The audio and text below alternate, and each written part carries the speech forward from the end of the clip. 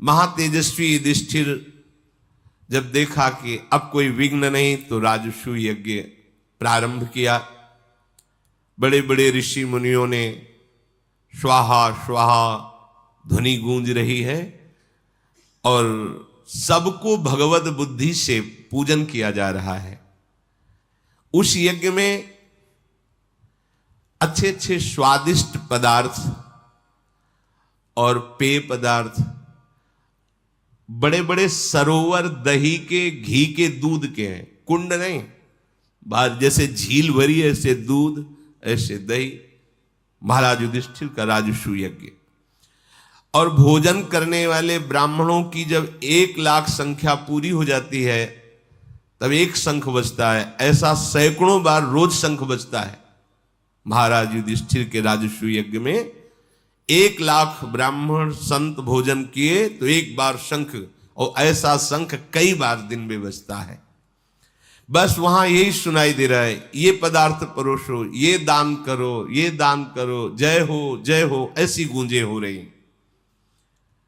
पर्वतों के समान वहां मिठाइयों के ढेर लगे, लड्डू जलेबी ऐसे खूब ढेर।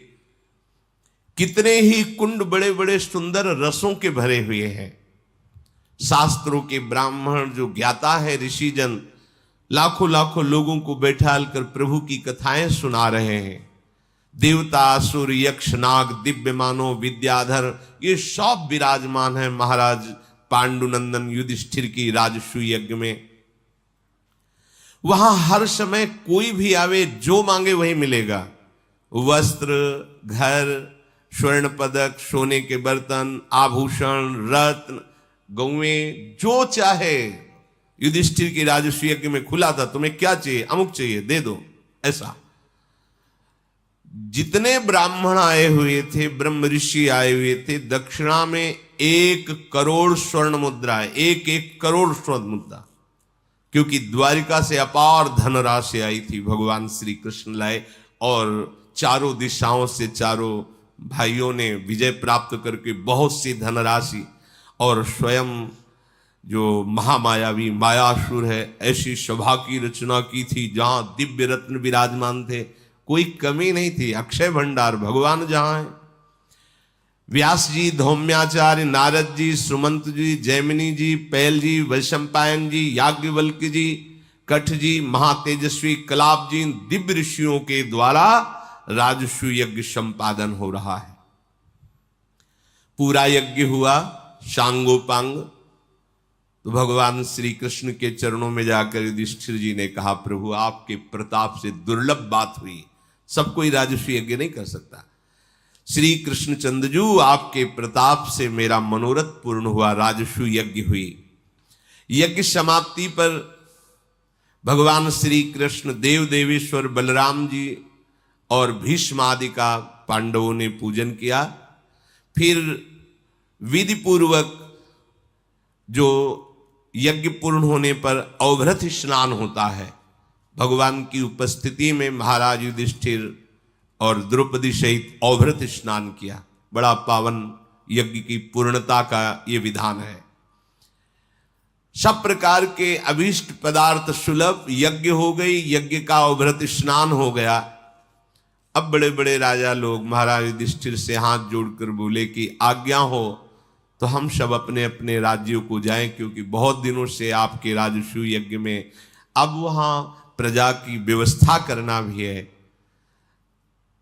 महाराज युधिष्ठिर ने कहा, प्रेम के कारण यद्यपि जाना शब्द तो अच्छा नहीं लगता है, पर आप लोगों का भला हो, आप लोग अपनी प्रजा का पालन करें, जब कभी कोई सहयोग की आवश्यकता हो तो आज्ञा करें, आप प्रसन्नता पूर्वक पधारें।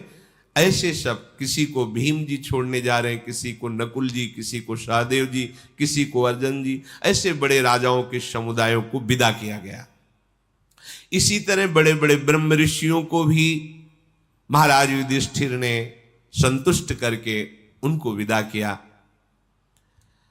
धर्मराज युधिष्ठिर प्रभु की तरफ देखा, वो मानो वो भी ऐसा भाव से करे कि अब हमें द्वारिका चलना चाहिए। तो उनका, हे गोविंद, आपकी कृपा से कोई कार्य दुर्लभ नहीं, पर आप जिस भाव में हैं कि आप जाना चाहते हैं, तो मुझे ऐसा लगता है मेरे प्राण निकल रहे हैं। आप हमारे प्राण हैं। हे गोविंद, आपके बिना मैं कैसे रह सकता हूं? परंतु आपकी रुचि ही हमारा जीवन है। आप द्वारिकापुरी जाना भी चाह रहे हैं तो अवश्य जाइए, पर ये याद रखिएगा कि आप हमारे जीवन हो, आपके बिना हमारा कोई अस्तित्व नहीं है। ये भक्त का हृदय होता है। आप हमारा जीवन हो, आपके बिना हमारा कोई अस्तित्व नहीं। फिर भगवान श्री कृष्ण कुंती जी से, द्रौपदी जी से, सुभद्रा जी से मिले और उनसे आज्ञा लेकर के द्वारिकापुरी की तरफ प्रस्थान किया। जब प्रभु द्वारिकापुरी को प्रस्थान कर गए तो ये दुर्योधन, शकुनी आदि जितने थे, ये सब वहीं अभी विराजमान थे। ये तो घर के सदस्य हैं। दूसरे दिन प्रातःकालीन ही शकुनी और दुर्योधन आदि ने विचार किया कि मायासुर ने जो सभा बनाई है, इसका पूरा निरीक्षण करना चाहिए। देखें क्या हम भी ऐसी सभा बनवा पाएंगे। इस उद्देश्य से बैठे तो कई बार उसमें थे, पर पूरा निरीक्षण नहीं किया था। उस सभा भवन में शकुन से धीरे धीरे कहा कि एक एक चीज निरीक्षण करते रहिए, अगर हो सकेगा तो ऐसी सभा हम भी बनवाएंगे। बहुत जल रहा था ये सब वैभव देख करके। अब वो आज तक कभी ऐसी सभा नहीं देखी थी जैसी मायासुर ने सभा बनाई थी। सभा भवन में पांडवजन विराजमान थे और भी राजाजन विराजमान थे। जो भी मित्र राजा बहुत नजदीकी थे वो नहीं गए हुए थे। अब वहां ऐसी मायामयी रचना थी कि स्थल है पर बिल्कुल नील रंग का जल भरा हुआ ऐसा दिखाई दे रहा है। तो उसने अपने कपड़े समेट लिए। जो ही कपड़े समेटे आगे गए तो जल है नहीं, तो फिर कपड़े नीचे कर लिए। तो सब सभासद और पांडव खूब हंसे। वो कोई साधारण आदमी तो है नहीं, वो भी बड़ा पराक्रमी यशस्वी है। वहां से लौट आया कि यहां कुछ गड़बड़ है। दूसरी तरफ आया तो एकदम पुष्करणी बनी हुई है गहरे जल की, एकदम ऐसा लग रहा है बिल्कुल थल है। तो आराम से चला, झम से गिर गया पानी में। जहां बिल्कुल जल भरा हुआ है, लग रहा है बिल्कुल स्थल है, भूमि है, तो आराम से जा रहा था, वो गिर गया, जल में गिरा। फिर सब ताली बजा के ठहाका मार करके हंसे। बहुत ही शर्मिंदा हुआ। महाराज युधिष्ठिर ने तुरंत नए वस्त्र दिए, आप वस्त्र धारण कीजिए। पर भीम का ठहाका बंद नहीं हुआ। दुर्योधन देख रहा है। ये कभी यहां इसमें ऐसा नहीं लिखा कि अंधे के, ऐसा असभ्य बर्ताव पांडवों के द्वारा नहीं हो सकता। जैसे ऐसे कहने में आता है कि द्रौपदी जी ने कहा कि अंधों के अंधा, ऐसा नहीं। अमर्यादित शब्द पांडवों के मुख से नहीं निकल सकता। ऐसा शब्द किसी ने नहीं कहा। ये भगवान व्यासदेव जी के द्वारा रचित संस्कृत से एक भी शब्द समाधि से अलग नहीं है। भगवान गणेश जी लिखते जा रहे हैं और समाधि में डूबे हुए भगवान व्यासदेव जी। अच्छा, ये तो उपस्थित ही थे ना, इन्हीं से तो धृतराष्ट्र, पांडु और विदुर जी पूरा ज्ञान तो है। वैसे ही समस्त शास्त्रों की ज्ञाता भगवान के अवतार फिर इस लीला में तो थे ना। एक भी शब्द, असभ्य शब्द नहीं बोले पांडवजन। जैसा कहा जाता है कि द्रौपदी जी ने कहा अंधे के अंधा ही पैदा हो, असभ्य थोड़ी है द्रौपदी, ऐसा नहीं। पांडवों से एक भी शब्द असभ्य नहीं निकल सकता। अब वो आगे बढ़े, फिर देखा कि बहुत सुंदर जलाशय है। फिर लगा कि कहीं ऐसा ना हो कि थल हो, हम कपड़ा समेट ले। तो फिर वापस तो भीम फिर ठाका मार के हंसे। डर लगने लगा उसको चलने में। दुर्योधन स्वभाव से ही अमर्षशील और अहंकारी स्वभाव का, वो उपहास, हंसना ही बहुत उसको जलन हो रही थी।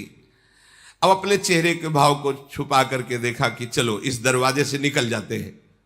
वो ऐसी माया से रचा हुआ कि लग रहा है खुला दरवाजा है और दीवाल है, और जाकर खोपड़ी भर गई उसके दीवाल में। हो फिर भयभीत हो गया तो दूसरी जगह दरवाजा दिखाई दिया जो खुला हुआ है, पर ऐसा आभास हो रहा है कि वो बंद है। तो दरवाजा खोलने के लिए ऐसे जो ही तो जाके सामने गिर गया, क्योंकि खुला हुआ दरवाजा है। फिर हंसी हुई। अब शकुनी की तरफ देखकर, कोई पांडवों की तरफ देखकर मानो आग लग गई हो उसको, इतना अपमान। शकुन से कहा आप देखने लायक सवाल है, चुपचाप चलो, क्योंकि पता नहीं कहां क्या हो जाए, और सब हंसी उड़ा रहे हैं। महाराज युधिष्ठिर ने हृदय से लगाया दुर्योधन को और कहा यह मायासुर की रची हुई सभा है, आप इसमें संकोच मत कीजिए, इसमें ऐसा ही भ्रम हो जाता है। और बड़ी सांत्वना दी। उसका हृदय जल गया, पापपूर्ण विचार उदय हुए, और उसने मन ही मन निश्चय किया कि तुम्हारा सर्वनाश मैं करूंगा। तुमने हंसी की है, हमारी मजाक किया है, मैं तुम्हें जीने लायक नहीं रखूंगा। है महाबली है, कोई साधारण योद्धा नहीं है, बलराम जी का चेला है, गदा युद्ध में पारंगत है। इतना उसको चिंता हुई कि रंग पीला पड़ने लगा, भारी चिंता, पागल सा हो गया। शकुन से कहने लगा मामा मुझे बचाओ, नहीं मैं मर जाऊंगा। एक ही रास्ता दिखाई देता है, आत्महत्या, दूसरा नहीं, ईर्ष्या। मैं इतनी चिंताओं से घिर गया हूं और चिंताओं से निपटने का कोई उपाय नहीं दिखाई देता। श्वेत वाहन गांडीव धनुषधारी अर्जुन और सुदर्शन चक्रधारी श्री कृष्ण, महाबलशाली भीम गदाधारी, ये सब राजसूय यज्ञ, ये सभा, ये मुझे जीने नहीं देगी। मैं अपनी आत्महत्या करूंगा, पक्का निश्चय है, नहीं कोई रास्ता चुनो। शिशुपाल मारा गया, सबके देखते देखते कोई कुछ नहीं कर पाया। युधिष्ठिर को वो वैभव प्राप्त हुआ है जो इंद्र के पास भी नहीं है। मेरे अंदर इतनी ईर्ष्या बढ़ गई है कि मैं इस आग से जल जाऊंगा। अगर मामा तुम मुझे बचा नहीं सके तो अब हमारा हस्तिनापुर जाके एक ही काम होगा, या तुम अपने शरीर को जला देंगे, या विष खा लेंगे, या डूब करके मर जाएंगे, जीवित नहीं रहेंगे। अरे कौन मेरे जैसा शक्तिशाली पुरुष होगा कि इतना बल और इतना विक्रम होते हुए अपने दुश्मनों की इतनी बढ़ती देख सके? किसने दुश्मन माना है? स्वयं ही मान रहा है।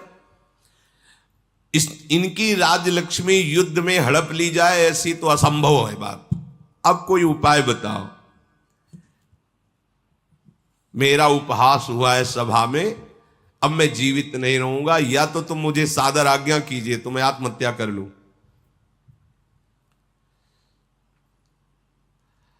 बोले तुम चिंता मत करो, तुम पहले एक बार हस्तिनापुर चलो। श्री कृष्ण, सब देवता, असुर मिलकर के भी, जहां श्री कृष्ण है वहां कोई कुछ बिगाड़ नहीं सकता।